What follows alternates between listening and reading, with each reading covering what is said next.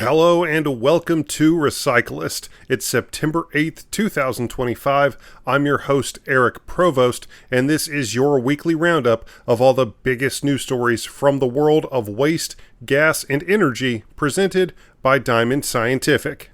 First things first, and as always, let's take a quick look at the stock market and 5 stocks on the move from this past week within the world of waste, gas, and energy. Going into this past weekend, Evergy Incorporated was sitting at $71.60 per share. Clean Energy Fuels Corp was at $2.49 per share. Opal Fuels Incorporated reached $2.26 per share. NextEra Energy now at $70.90 per share. And Black Hills Corp went into the weekend at $59.69 per share. But moving into the news, first up, Vanguard Renewables released a new white paper this past week entitled How the International Maritime Organization's Net Zero Framework Can Power American Industry. The paper was authored by Vanguard CEO Mike O'Loughlin and posits how the United States is uniquely positioned to benefit from the IMO's upcoming Net Zero Framework set for formal adoption in October. The regulations will establish annual greenhouse gas intensity limits for large vessels and introduce a market-based measure that prices emissions above those limits. By replacing fragmented regional policies with a unified global standard, the framework could usher in unprecedented investments and catalyze U.S. leadership in clean fuels, logistics, and maritime export capacity. O'Loughlin says, quote, "The International Maritime Organization's Net Zero Framework could unify global shipping regulations and unlock trillions in economic value. With unmatched renewable natural gas production capacity, existing infrastructure, and a proven ability to scale, the U.S. is uniquely positioned to lead. It's a once-in-a-generation opportunity, but realizing it will require decisive action, strategic implementation, and further investment across U.S. sectors involved in production and delivery infrastructure." End quote. And up next, according to a new report from the International Energy Agency, renewables are now set to surpass coal in global power generation by 2026.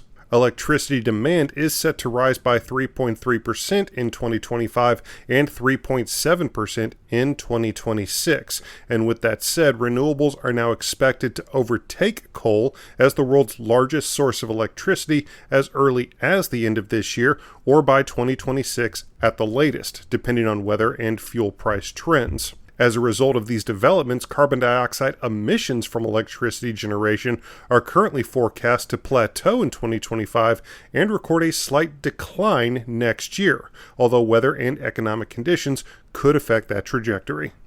Up next, the United States Environmental Protection Agency resubmitted its proposed Set 2 Renewable Fuel Standard rulemaking this past week to the White House Office of Management and Budget, in a move that some fear could indicate the agency is considering a major change to its current Renewable Fuel Standard proposal. A public hearing on the proposed rule was held in July, and a public comment period closed August 8th. Typically, after considering all public comments submitted and making any resulting changes, the EPA would submit a final rule to the Office of Management and Budget for interagency and White House review. However, according to the Office of Management and Budget's website, the EPA has resubmitted a proposed rule to the White House rather than a final rulemaking. But next, a new study has found that poplar trees could be the key to unlocking better biofuels and other sustainable products. The research was helmed by the University of Missouri in collaboration with scientists at Oak Ridge National Laboratory and the University of Georgia and centers around a substance called lignin. It is an abundant natural substance found in almost every plant containing stems, roots, and leaves, and helps plants stay upright, move water, and protect themselves from temperature changes and other environmental forces. Jaime Barros Rios, an assistant professor of plant molecular biology, said, quote, "Lignin acts as both a glue and an armor. It holds everything together while also protecting the plant from outside stressors. Understanding how plants make lignin could help us improve its conversion into high-value biomaterials and improve the competitiveness of U.S. biorefineries." End quote. But just a quick reminder, Recyclist is a registered trademark of Diamond Scientific, an industry leader in gas analysis, instrumentation, and solutions. Make sure to visit them online at diamondsci.com. That's diamondsci.com, or you can even set up a personalized presentation just by calling 321-223-7500. Now on with the news. Enbridge Incorporated announced this past week it has reached a final investment decision on two what they call attractive gas transmission projects. The company signed commercial agreements for the Algonquin Reliable Affordable Resilient Enhancement Project, which is expected to increase deliveries on Algonquin gas transmissions to local customers in the U.S. Northeast.